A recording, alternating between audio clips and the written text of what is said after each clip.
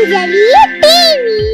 College రోజుల్లో కీర్తి చేసిన అవమానాలు, అరుణ్ చూపించిన ప్రేమ, అలాగే తనకు తెలియకుండానే రాఘవయ్య గారి కుటుంబం చేసిన సాయం గురించి అంజలి చెప్తుంటే కాంతమ్మ ఆశ్చర్యంతో నోరు వెళ్లబెట్టుతోంది.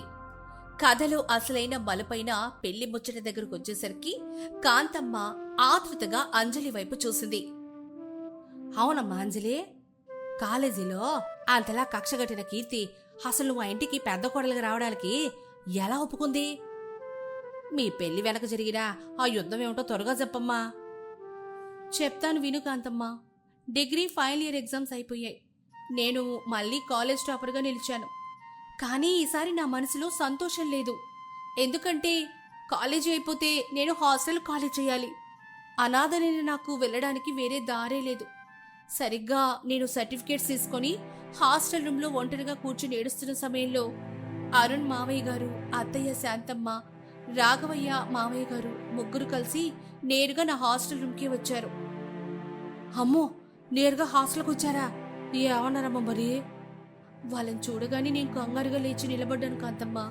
అప్పుడు రాఘవయ్య మావయ్య గారు నా దగ్గరకు వచ్చి నా తలని విరి, అమ్మా అంజలి, నీకు ఎవరూ లేరని నువ్వెప్పుడు బాధపడద్దు. మా అబ్బాయి అరుణ్ నిన్ను ప్రాణంగా ప్రేమిస్తున్నాడు. నీ పద్ధతి, నీ చదువు మాకెంతో నచ్చాయి. నిన్ను మా ఇంటి పెద్ద కోడలిగా తీసుకెళ్లడానికి వచ్చామమ్మా అని అన్నారు కాంతమ్మ. అబ్బా, ఎంత మంచి మాట అన్నారమ్మా. మరి నువ్వు వెంటనే ఒప్పుకున్నావా? లేదు కాంతమ్మ, నేను భయపడ్డాను. మావయ్య గారు, మీ ఇలవేల్పు లాంటి మనసుకి ధన్యవాదాలు. కానీ కీర్తి నన్ను ఎంతగా అసహించుకుంటుందో మీకు తెలుసు. నేను మీ ఇంటికొస్తే ఆ ఇల్లే నరకమైపోతుంది. మీ కుటుంబంలో గొడవలొద్దు అని ఏడ్చాను. అప్పుడు అత్తయ్య శాంతమ్మ నా చేతులు పట్టుకొని, కీర్తి చిన్నప్పటి నుంచి అల్లరిగా పొగరుగా పెరిగిందంజలి. కానీ నీలాంటి పద్ధతి గల అమ్మాయి మా ఇంటికొస్తే నిన్ను చూసైనా నా కూతురు మారుతుందని ఆశగా ఉంది. నువ్వు రామ్మా అంటూ బ్రతిమలాడారు. వాళ్ళ ప్రేమ ముందు నేను నిలబడలేకపోయాను కాంతమ్మ. అరుణ్ కూడా నా వైపు ఎంతో ఆశగా చూసేసరికి చివరికి నేను పెళ్లికి ఒప్పుకున్నాను. మరి ఈ విషయం తెలిసి ఆ కీర్తమ్మ ఊరుకుందమ్మా? ఊరంతా రచ్చ చేసి ఉంటుంది కదా. ఊరుకోవడమా కాంతమ్మ? ఇంట్లో పెళ్లి సంబంధం ఖాయమైందని తెలియగానే కీర్తి ఇంట్లో పెద్ద ప్రళయమే సృష్టించింది. తన స్నేహితురాలు శ్రీదేవిని కూడా ఇంటికి పిలిపించుకొని సామాన్లన్నీ కింద పడేస్తూ నానా హడావిడి చేసింది. నాన్న, అమ్మా, అసలు మీకేమైనా పిచ్చి పట్టిందా? కాలేజీలో ఆ దిక్కులేని అనాథ నాకంటే ఎక్కువ మార్కులు తెచ్చుకొని నన్ను అవమానించింది. అలాంటి దాన్ని తెచ్చి నా కళ్ళ ముందే నా అన్నయ్యకిచ్చి పెళ్లి చేస్తారా? నేను బ్రతికుండగా ఆ అనాథ ఇంట్లో అడుగు పెట్టడానికే వీల్లేదు. అవునంకుల్, ఆంటీ, కీర్తి చెప్తున్నది నిజం. అంజలి చాలా మాయదారిది.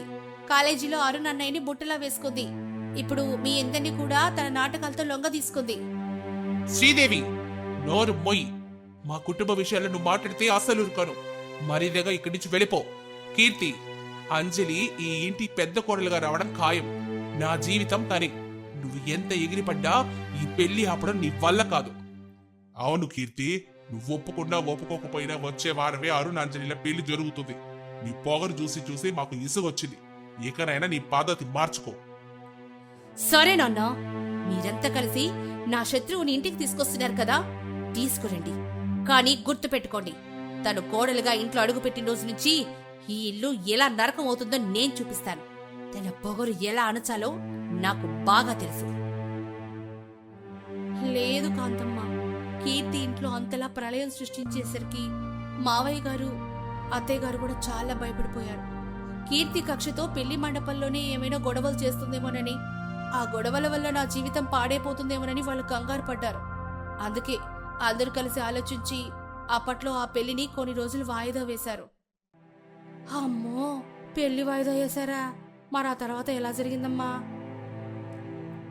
కీర్తికి ఇంట్లో వాళ్ళ మీద నమ్మకం కలగడం కోసం నువ్వు అంతలా గొడవ పడుతున్నావు కదా, అందుకే అరుణ్ పెళ్లి క్యాన్సిల్ చేశాం. ఆ అంజలితో పెళ్లి జరగట్లేదని అబద్ధం చెప్పారు. ఆ మాట నమ్మి కీర్తి చాలా సంతోషపడింది. సరిగా అదే సమయంలో కీర్తికి అమెరికాలో పై చదువుల కోసం వీసా, సీటు అన్నీ కన్ఫర్మ్ అయ్యాయి. ఇక అరుణ్ పెళ్లి ఆగిపోయిందన్న ఆనందంలో తను హ్యాపీగా లగేజ్ సర్దుకొని అమెరికా విమానం ఎక్కి వెళ్ళిపోయింది. ఓహో, కీర్తి అమెరికా వెళ్ళిపోయిందా? ఆ తర్వాత ఏం చేశారమ్మా? ఏముంది, కీర్తి అమెరికా వెళ్లి ఫ్లైట్ ల్యాండ్ అయిందని ఫోన్ చేయడమే ఆలస్యం. ఇక్కడ మావయ్య గారు చకచక ఏర్పాటు చేసేశారు. ఊళ్ళో ఎవరికి ఏ బంధువులకి కూడా ఈ పెళ్లి విషయం ముందే చెప్పలేదు. కీర్తి తన స్నేహితుల ద్వారా ఎక్కడైనా నిజం తెలుసుకుంటుందేమోనని ఎంతో రహస్యంగా, చాలా సింపుల్ గానే గుళ్ళో పెళ్లి ముగించేశారు కాంతమ్మ. అలా ఆ ఇంట్లో కీర్తి లేని సమయంలో ఎవరికీ తెలియకుండానే మా పెళ్లి జరిగిపోయింది కాంతమ్మ. అబ్బా అబ్బా, భలే ప్లాన్ వేసారే. కీర్తి లేకుండానే పెళ్లి జరిపించేశారన్నమాట. మరి అమెరికాలో ఉన్న కీర్తికి ఈ పెళ్లి జరిగిన విషయం ఎలా తెలిసిందమ్మా? తెలిసాక తనేం చేసింది? అమెరికా వెళ్ళిన 6 నెలల దాకా తనకి విషయం తెలియలేదు కాంతమ్మ. కానీ ఒకరోజు క్లాస్మేట్ ద్వారా పెళ్లి ఫోటోలు చూసి తను షాక్ అయింది. అప్పటినుంచి నా మీద పగ నరాల్లో పెంచేసుకుంది. ఇప్పుడు చదువు పూర్తి చేసుకుని అమెరికా నుంచి తిరిగి రాగానే ఇంట్లో నన్ను చూడడమే ఆలస్యం. తనకు అస్సలు నచ్చట్లేదు. అందుకే ఆ కాలేజీ పగను తను మోసం చేసి పెళ్లి చేసుకున్నామన్న కక్షను మనసులో పెట్టుకుని ఇప్పుడు నన్ను ఇంట్లో క్షణక్షణం నరకం చూపిస్తుంది కాంతమ్మ. అంజలి చెప్పిన ఫ్లాష్ బ్యాక్ అంతా విన్న కాంతమ్మ ఆశ్చర్యంతో నోరెళ్లబెట్టింది. అబ్బో, భలేగా ఉందమ్మా మీ కదా. నిజంగా ఇదంతా ఒక సినిమాలాగే ఉంది. ఏమోలేమ్మా, ఎప్పటికైనా కీర్తమ్మ గారి మనసు మారుతుందిలేండి.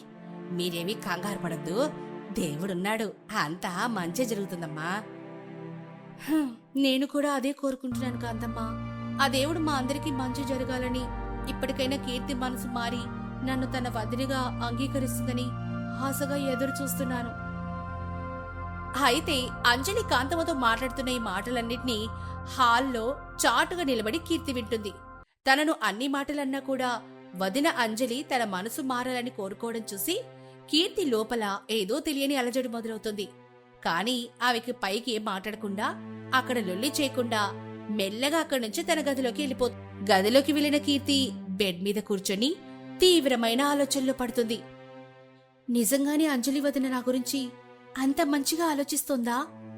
తను నా మనసు మారాలని దేవుణ్ణి కోరుకుంటోందా?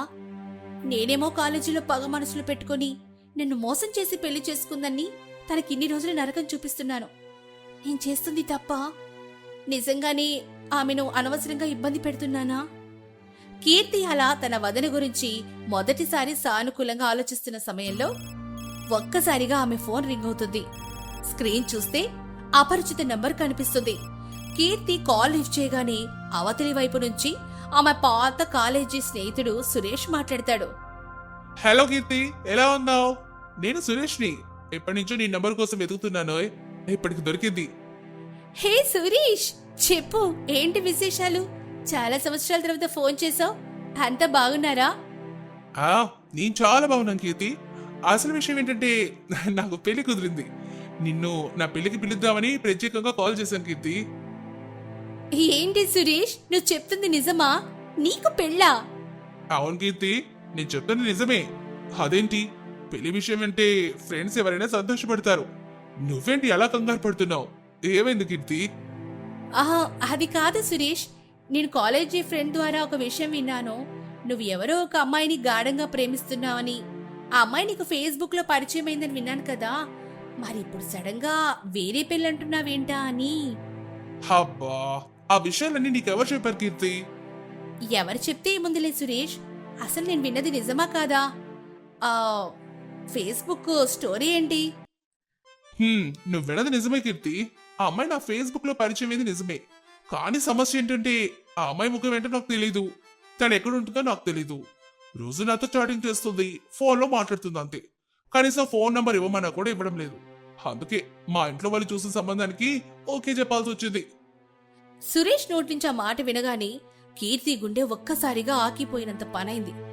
లోపల దాచుకున్న నిజం ఇక దాచలేక విపరీతమైన భయంతో, సురేష్, నేను నీకొక నిజం చెప్పాలి. ఇన్నాళ్ళు నీకు ఫేస్బుక్ లో పరిచయమై నీతో రోజు చాట్ చేసింది, మాట్లాడింది మరెవరో కాదు, నేనే సురేష్. నిన్ను నేనెప్పటినుంచో ప్రాణంగా ప్రేమిస్తున్నాను.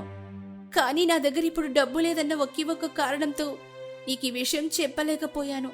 ఎందుకంటే ప్రస్తుతం నేనొక పెద్ద నరకంలో బ్రతుకుతున్నాను సురేష్ అంటూ కీర్తి ఏడుస్తూ తన వదిన అంజలి మీద తను పెట్టుకున్న కాలేజీ పగ, ఇంట్లో ఆమెను రోజు ఎంతగా హింసిస్తుందో, ఆ కక్ష వల్ల తన మనసు ఎంత నరకంగా మారిపోయిందో అన్నీ సురేష్కి ఫోన్లో చెప్పేసింది. కానీ అవతలి వైపు నుంచి సురేష్ మాత్రం ఏమాత్రం కోపడకుండా చాలా ప్రశాంతంగా మాట్లాడాడు. కీర్తి, నువ్వు అనుకున్నట్టు మీ వదిన అంజలి ఏమాత్రం చెడ్డది కాదు కీర్తి. పేదవాళ్ళైతే ఏంటి, తను ఎంత గొప్ప మనసున్న అమ్మాయో, ఎంత నిజాయితీగా ఉండేదో నాకు బాగా తెలుసు. అసలు నువ్వు నన్ను ప్రేమిస్తున్నావనే విషయం నీ నోటి కంటే ముందే మీ వదినకి తెలిసింది. ఏంటి, అంజలి వదినకి తెలిసిందా? ఎలా? అవును కీర్తి, నువ్వు నన్ను ప్రేమిస్తున్నావని తెలిసిన వెంటనే మీ వదిన నాకు స్వయంగా కాల్ చేసింది. నీ గురించి అంతా చెప్పి నీ పాత నెంబర్ మార్చావు కదా, నీ కొత్త ఫోన్ నెంబర్ని కూడా మీ వదిన నాకు ఇచ్చింది. తన ఇచ్చిన నంబర్ తీసుకుని నేను ఇప్పుడు నీకు కాల్ చేస్తున్నాను కీర్తి. సురేష్, ఇదంతా ఎప్పుడు జరిగింది? నాకు అసలు ఏమీ తెలియదే. ఇదంతా కేవలం నిన్న రాత్రి మాత్రమే జరిగింది కీర్తి. సురేష్ ఆ మాట చెప్పగానే కీర్తికి మైండ్ బ్లాక్ అయింది. తను ఏ వదినైతే అనాథ అని, పేదదని, మాయదారి అని రోజు నరకం చూపించిందో, ఆ వదిన తన ప్రేమను గెలిపించడానికి తన వెనక ఇంత సాయం చేసిందని తెలిసి కీర్తికి ఏం చెయ్యాలో, సురేష్కి ఏం చెప్పాలో అస్సలు అర్థం కాలేదు. సురేష్, నేను చాలా కన్ఫ్యూజన్లో ఉన్నాను. నేను కొంచెం సేపు ఆగాక ఫోన్ చేస్తాను. అయితే ఇందాక నువ్వు చెప్పిన నీ పెళ్లి ముచ్చట ఇదంతా అబద్ధమేనా? అవును కీర్తి, అదంతా 100% అబద్ధమే. ఆ నిజం నీ నోటితో చెప్పించడం కోసమే నీ వదిన నేను కలిసి చిన్న ప్లాన్ వేసాం.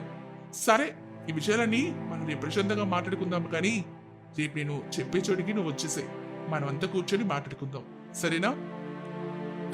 సరే సరే సురేష్, రేపు కలుద్దాం. ఫోన్ పెట్టేసిన కీర్తికి చేతులు వణకడం మొదలైంది. వదిన అంజలి చేసిన ఈ నమ్మశక్యం కాని సాయం కీర్తి మనసును పూర్తిగానే మార్చేస్తుందా? రేపు సురేష్ని కలిసినప్పుడు ఏం జరగబోతోంది అనేది తర్వాత భాగంలో చూద్దాం. రావులపాలెం అనే పల్లెటూరిలో బుచ్చయ్య, చిట్టమ్మ అనే దంపతులు ఓ చిన్న హోటల్ని నడుపుతూ ఉండేవారు. వారికి 2 కొడుకులు, పెద్దోడు అర్జున్, చిన్నోడు అరుణ్. వాళ్ళిద్దరి పెళ్లిళ్ళయ్యాక ఇంట్లోకి 2 కోడళ్ళొచ్చారు. అర్జున్ భార్యేమో అవని, అరుణ్ భార్య అంజలి. అలా కొద్ది రోజుల తర్వాత చిట్టమ్మ ఇలా ఉంటుంది. యావండి, లేవండి, సూర్యుడు నన్నెత్తుకొచ్చేశాడు. అబ్బా, ఇంకాసేపు పడుకోనివ్వవే. ఏంటండి మీరు ఇలా పడుకుంటే మన హోటల్ ఏమైపోతుంది? పిల్లలు వచ్చేసరిగా వాళ్ళు చూసుకుంటారులే. చిన్నోళ్ళు వాళ్ళకంత అనుభవం లేదండి. ఈ రోజు ఒంట్లో నలతగా ఉంది, కాసేపు పడుకొని సాయంకాలం నుంచి హోటల్ తెరద్దాంలే. సరే, మీ ఇష్టం అని వరండాలో దిగాలుగా వస్తుంది చిట్టమ్మ. అది గమనించిన 2 కోడళ్ళు, అత్తయ్య ఏమైంది ఇప్పుడు? ఎప్పుడూ లేనిది ఈరోజు అంత దిగులుగా కనిపిస్తున్నారు. ఏమి లేదమ్మా, మన హోటల్ గురించి ఆలోచిస్తున్నాను. హోటలా? ఆ, అప్పుడు మీ అబ్బాయి గారు చెప్పారు ఏదో హోటల్ ఉందని. అవును గాని మేమొచ్చిన తర్వాత అసలు దాని ఊసే లేదు. ఏమైందత్తయ్యా? మాది ఊర్లో చిన్న హోటల్ తల్లి. విపరీతంగా కాకపోయినా పర్లేదు, బానే సాగేది. 2 బిడ్డల పెళ్లిళ్ళు ఒకేసారి అయ్యేసరికి కొద్ది రోజు దాన్ని ఆపేశాం. అవునా? సరే, ఇప్పుడు మళ్ళీ తెరవండి. అర్జును, అరుణేమో ఉద్యోగాలకు వెళ్ళిపోతున్నారు. మీ మావయ్య గారేమో పిల్లలు చూసుకుంటారని బాధకిస్తున్నారు. ఏమవుతుందో ఏంటా అని భయంగా ఉందమ్మా. ఏం కాదులేనత్తయ్యా, మేం కూడా సాయం చేస్తాంలే. అవునత్తయ్యా అని 2 కోడళ్ళు చిట్టెమ్మకు భరోసా ఇస్తారు. ఆ సాయంత్రానికి బుచ్చయ్య హోటల్ తెరుస్తాడు. అరుణ్, అర్జున్ ఆఫీసుల నుంచి ఇళ్ళకొస్తారు. అమ్మా, అమ్మా, కాస్త టీ తీసుకోండిరా. నాకు కాఫీ అని అంటారు. కాసేపటికి అవని, అంజలి టీ కాఫీలను తీసుకొస్తారు. అదేంటి మీరొచ్చారు, అమ్మలేదా? లేదండి, మావయ్య గారితో పాటు హోటల్కి వెళ్లారు. అబ్బా, మళ్ళీ ఆ హోటల్ది మొదలు పెట్టారా? మేమిద్దరం సంపాదిస్తున్నాం కదా, ఇంక దేనికి వాళ్ళు కష్టపడ్డాం? పోనీలే అరుణ్, వాళ్ళకది ఇష్టమేమో. అవునవని, మా అమ్మకు హోటల్ అంటే చాలా ఇష్టం. హో, అందుకేనా ఉదయం అత్తయ్య అంత బాధపడ్డారు? బాధపడిందా? ఏమైంది? అది ఏమైందంటే అని జరిగిన విషయం మొత్తం చెప్తుంది. ఇంతలోనే హోటల్ నుంచి బుచ్చయ్య, చిట్టెమ్మలు దిగాలుగా తిరిగొస్తారు. అత్తయ్య ఏమైంది, అప్పుడే వచ్చేశారు? ఏంటత్తయ్య ఏం మాట్లాడరు? మీరెళ్ళి 2 గంటలు కూడా కాలేదు కదా అని ప్రశ్నలేస్తూ ఉంటారు. కాని ఇద్దరూ ఏం మాట్లాడరు. నాన్న ఏమైంది, నువ్వైనా చెప్పు. మరేం లేదురా, హోటల్ ఎదిరిచి చాలా రోజులైంది కదా, మన హోటల్ శ్మశానం అనుకొని జనాలు రావడమే తగ్గించేశారు. అంతేనా? ఈ రోజే కదా నాన్న తెచ్చారు, రేపటి నుంచి చూడండి లైన్లోకి వచ్చేస్తుందిలే. అదొక్కటేనా? ఇంకోటి కూడా అయ్యింది కదా, చెప్పండి. అదేంటంటే మన ఊర్లో లేనప్పుడు ఆ రంగారెడ్డి ఆ హోటల్ని మొదలు పెట్టాడ్రా. అది కూడా మన హోటల్కి 10 అడుగుల దూరంలోనే. ఇంకా మన వ్యాపారం దెబ్బతింటుందని అమ్మ దిగులు పడిపోతా. అయినా ఎందుకమ్మా మనకి ఈ వ్యాపారం? మేమిద్దరం సంపాదిస్తున్నాం కదా. ఇది మనందరి కోసం రా, వ్యాపారం చేసి తీరాల్సిందే. సరే సరే, అయినా మన హోటల్ స్పెషాలిటీ చిట్టెమ్మ చిట్టిగాయలున్నాయి కదా, మీరొక్కసారి మొదలు పెడితే వ్యాపారం అదే పరిగెత్తుందన్నా అని ధైర్యం చెప్పాడు. ఆ మరుసటి రోజు నుంచి పూర్తి స్థాయిలో హోటల్ని నడుపుతూ ఉంటారు. రోజులు గడుస్తాయి. అవని, అంజలి ఇంట్లో పనులు చూసుకుంటూ ఉంటారు. వీళ్ళిద్దరూ హోటల్ని చూసుకుంటూ ఉంటారు. మామయ్య గారు, హోటల్ ఎలా ఉంది ఇప్పుడు? ఏదో అలా సాగుతుంది తల్లి. నాకు దిగాలుగా ఉందండి. మళ్ళీ మన హోటల్కు పాత రోజులు వస్తాయంటారా? చూద్దాం, కాస్త ఓపిగ్గా ఉండడమే. అత్తయ్య స్పెషల్ గారెల మంత్రం పనిచేయట్లేదా మావయ్య? జనాలు కొత్త రుచులకు అలవాటు పడుతున్నారు తల్లి. అంతా రంగారెడ్డి హోటల్ వైపు వెళ్ళిపోతున్నారు. అయితే మనం కూడా ఏదైనా కొత్తగా చేయాలి మావయ్య. మనమా? మనమేం చేయగలం తల్లి? ఆలోచిద్దాం అత్తయ్య అని అంటారు. ఆ మరుసటి రోజు తోడికోడలిద్దరూ చిట్టిమతో కలిసి హోటల్కి వెళ్తారు. అక్కడ ఏమేం వండుతారో అన్ని కనుక్కుంటారు. అయితే మన హోటల్లో కేవలం టిఫిన్స్ మాత్రమే పెడుతున్నామన్నమాట. అవును తల్లి, ఉదయం సాయంత్రం బాగా నడిచేది. సరే, అప్పుడు మనం మధ్యాహ్నం భోజనాలు కూడా పెడదాం అత్తయ్య. మధ్యాహ్నమా? మన వల్ల అవుతుందంటారా? ఏం పర్లేదు మామయ్య, మేమున్నాం కదా, మేం కూడా హోటల్లో మీకు సాయం చేస్తాము సరే, ఓసారి అర్జున్ అరుణ్తో మాట్లాడి చూద్దామా? ఆలోచిద్దాం అప్పుడు అని అంటారు. ఆ సాయంత్రం ఇంటికి వచ్చిన తర్వాత ఈ విషయం ఇద్దరితో చెప్తారు. ఆలోచన బాగానే ఉంది, కానీ మీరు ఎక్కువ శ్రమ పడాల్సి వస్తుందేమో నాన్నా. ఏం పర్లేదండి, మేం చేస్తాం. అసలు నేను అమ్మా నాన్ననే వద్దంటుంటే ఇప్పుడు మీరు చేరారా వాళ్ళతో పాటు? అంజలి అంటే చిన్నది, మీరు కూడా ఏంటి వదినా? మా కూడా ఇంట్లో ఏం తోచట్లేదు అరుణ్. మీరు కూడా ఉద్యోగాలు చేయండి పోనీ. అరుణ్ ప్లీజ్, మేమి చేస్తాం. నాకు కూడా ఇలా వంటలు చేయడం అంటే భలే ఇష్టం. ఆహాహా, సరే సరే, మీ ఇష్టం, చేయండి. ఏదైనా సాయం కావాలంటే అడగండి అని ఒప్పుకుంటారు. కొద్ది రోజులకి అనుకున్నట్టుగానే హోటల్ లైన్లోకి వచ్చేస్తుంది. మావయ్య చూసారా, మన హోటల్ ఇంకా దారిలో పడినట్టే. అవును తల్లి, ఇప్పుడు మీ అత్తయ్య ప్రశాంతంగా ఉంటుంది. ఉంటాను. జనాలు తృప్తిగా తింటే అదే చాలు నాకు. వస్తారులే అత్తయ్య, ఏం పర్లేదు. నా కోడలిద్దరూ ఎంత చక్కగా వంట చేస్తుంటే ఎందుకు రారు? వస్తారు. ఆ చిట్టమ్మ చిట్టిగారెలు, తోడికోడలు గుమ్మగుమ్మలాడే గుత్తి వంకాయ కూర కోసం ఎవరైనా రావాల్సిందే. హా, ఊరుకోండి మావయ్య, మీరే లేకపోతే మేము ఇవన్నీ చేయగలమా?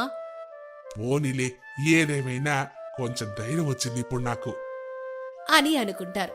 అలా రోజులు గడుస్తాయి. అంతా బాగానే ఉంది అనుకునే సమయానికి రంగారెడ్డి కూడా మధ్యాహ్నం భోజనాలు స్టార్ట్ చేయడంతో బుచ్చయ్య హోటల్ మళ్ళీ షాక్లోకి వెళ్ళిపోతుంది. దీంతో అయిపోయిందా మీ సరదా? ఇప్పటికైనా నా మాటిని ఇంట్లో ప్రశాంతంగా ఉండండి. ఒరే అరుణ్, నువ్వు ఆగురా. వ్యాపారం అంటే అంతే అన్నయ్యా, ఇలా పోటీగా వస్తూనే ఉంటారు. అవును నిజమే, అలా అని మనం ఆగిపోదు. ఇంకా కాస్త జనాన్ని ఆకర్షించాలి మనం. కానీ ఇంతకంటే ఏం చేస్తాంరా? ఏంటో ఏమో, అంత బాగుందనుకున్న లోపు ఇలా అయి చచ్చింది. ఊరుకొండతయ్య, బావగారు చెప్పినట్లు ఏదో ఒకటి కొత్తగా చేద్దాం అని భరోసా ఇస్తారు. అలా దాని గురించి ఆలోచిస్తూ ఉంటారు. ఓ రోజు అంజలి వాళ్ళ నాన్న మోహన్ రావు వాళ్ళ మామిడి తోట నుంచి ఓ బస్తా మామిడికాయలు తీసుకొచ్చి వాళ్ళ ఇంటికి ఇస్తాడు. అమ్మో, ఇన్ని మామిడికాయలా బాబాయ్ గారు? తినండి తల్లి, ఈసారి కాపు ఎక్కువ కాసింది. మేమా ఇంట్లో ఇద్దరమే ఉన్నాం. మేం మాత్రం ఎన్ని తింటాం నాన్నా? ఏం కాదులే, కాసినన్ని కాయలు పచ్చడి చేసుకోండి, లేదా ఏ పప్పో పులిహోర చేసుకుంటే ఎట్టే అయిపోతాయి. ఆహా, సరే బాబాయ్ గారు. సరే తల్లి, నేను ఇకెళ్ళొస్తాను. 2 వారాల్లో ఇంకా కాయలు పంపిస్తాను అని అతను వెళ్ళిపోతాడు. అతను వెళ్ళిపోయిన తర్వాత అంజలికి ఓ ఐడియా వస్తుంది. అక్క, నాకు కొత్త ఐడియా వచ్చింది. ఏంటది అంజలి? ఈ మామిడికాయలు అమ్మేద్దామా? అమ్మేద్దాం, కానీ ఇలా కాదక్క, దీంతో ఊర్లో ఎవ్వరు తినని ఓ రుచికరమైన కొత్త రకం వంట చేసి అమ్ముదామక్కా. వంట ఏంటదంజలి? మామూలుగా అందరికీ బిర్యానీ అంటే చాలా ఇష్టం కదా. అవును, నాకైతే ప్రాణం అనుకో. ఆ ఇప్పుడు మామిడికాయల సీజన్ కాబట్టి మనం మామిడికాయ బిర్యానీ చేద్దామక్కా. ఎలాగో తోట మంది కాబట్టి కాయలు కూడా కొనాల్సిన అవసరం లేదు. కేవలం బిర్యానీ చేసి పెడితే లాభం రావచ్చేమో. ఐడియా సూపర్ గా ఉందంజలి. కానీ ముందు 2 మామిడికాయలతో ఇంట్లో వాళ్ళకి చేసి పెడదాం. రుచిని బట్టి తర్వాత హోటల్లో పెడదాం. సరేనక్క అని గబగబా ఆ రోజు రాత్రి భోజనానికి మామిడికాయ బిర్యానీ చేసి అందరి వడ్డించి తింటారు. అబ్బా సూపర్ గా ఉంది వదిన. ఇది ఏంటి ఈరోజు కొత్త వంట ఏమన్నా చేశారా? ఈ రోజు హోటల్ కి కూడా రాలేదురా ఇద్దరు. అవును, అసలు ఇంతకి ఏంటది? ఇంతకీ బాగుందా లేదా చెప్పండి. మాటల్లో చెప్పలేనంత రుచిగా ఉంది. కడుపుకి హాయిగా ఉంది అంజలి. కాస్త పుల్లగా కాస్త కారంగా నోట్లో పెట్టుకుంటే అలాగే కడుపులోకి జారిపోతుంది. అంత అద్భుతంగా ఉంది. కానీ అసలు ఇదేంటో చెప్పండి ముందు. ఇది అంజలి కనిపెట్టిన వెరైటీ రెసిపీ అరుణ్. అవునా?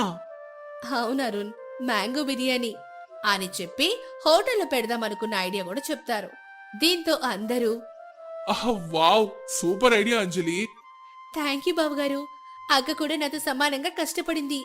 అక్క పక్కనే ఉంది కాబట్టి నేను ఇంత ధైర్యంగా చేశాను. బాగుంది తల్లి, చాలా బాగుంది. అయితే రేపటి నుంచి మన హోటల్లో దీన్ని పెట్టేద్దాం. సరే అత్తయ్య ఆల్ ద బెస్ట్ వదినా. ఆల్ ద బెస్ట్ అంజలి అని అంటారు. ఆ రోజు నుంచి బిర్యానీ వడ్డించడం మొదలు పెడతారు. అబ్బా, మీ హోటల్లో ఈ మ్యాంగో బిర్యానీ సూపర్ గా ఉందండి. మా కోడలు ఇద్దరు చేశారండి. అవునా? ఇలాంటి బిర్యానీ నా జీవితంలో తినలేదు. ఓ 2 ప్యాకెట్లు పార్సల్ ఇవ్వండి, ఇంట్లో వాళ్ళకు కూడా తీసుకొని వెళ్తాను. అలాగే బాబు, అట్టాగే ఒక 15 నిమిషాలు అలా కూర్చోండి అని అంటాడు. కొద్ది రోజుల తర్వాత ఓ రోజు అర్జున్ కూడా హోటల్కి వస్తారు. చూసావా అరుణ్, అవని అంజలి హోటల్ ఎలా మార్చేశారో? అవునన్నయ్యా, మా అమ్మా నాన్నలు ఇలా సంతోషంగా చూసి ఎన్ని రోజులైందో. నిజమే అన్నయ్యా, ఇదంతా అంజలి వదిలిన వల్లనే. మొత్తానికి తోడి కోడళ్ళు మ్యాంగో బిర్యానీతో మన కుటుంబానికి ఆదాయం పెంచుతున్నారు. అవునన్నయ్యా, ఉండు, మన హోటల్ ముందు తోడి కోడలు స్పెషల్ మ్యాంగో బిర్యానీ పెద్ద బోర్డు పెట్టేస్తాను అని చెప్పినట్లే బోర్డు పెడతాడు. అందరూ అంజలి అవనిని మెచ్చుకుంటూ ఉంటారు.